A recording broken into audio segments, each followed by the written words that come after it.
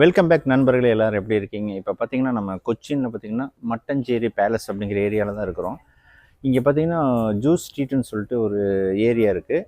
அங்கே வந்து பழங்காலத்து பொருட்கள் வந்து நிறைய வச்சுருக்காங்க. அதை நேச்சுரலாக அதை பார்க்குறதுக்கு பார்த்தீங்கன்னா ஒரு ஃபாரின் ஸ்ட்ரீட் மாரி இருக்கும். அதாவது வந்து ஒரு லண்டனில் இருந்தால் எப்படி இருக்குமோ அந்த மாதிரி இருக்கும்.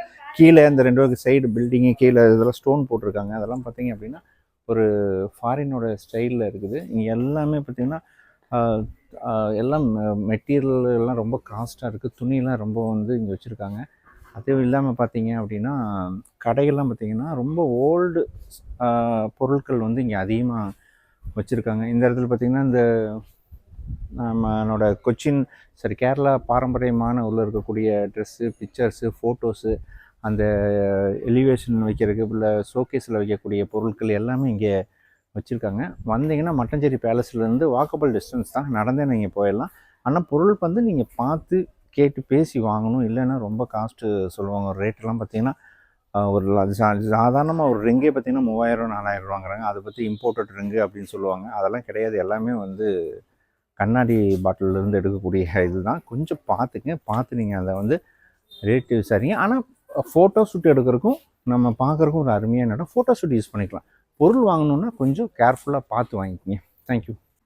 இங்கே பார்த்தீங்கன்னா அந்தமாரி பழங்கால பொருட்கள் மாதிரி, ஆக்சுவலாக இது பழங்கால பொருள் இல்லை, அந்த ஸ்டைல் இப்போ செஞ்சுருக்காங்க. ஆனால் பார்த்தா நமக்கு பழங்காலத்து பொருட்கள் மாதிரி இருக்குது.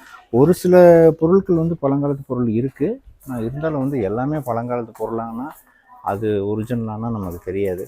ஆனால் பார்த்தா பழங்கால பொருள் மாதிரி இருக்குது.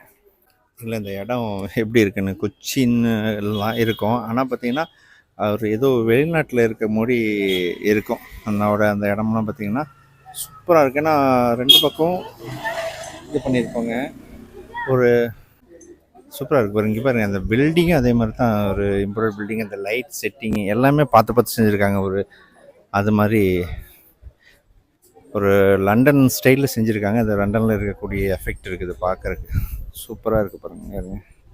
வர்றதே இல்லை 4 40 இருந்தா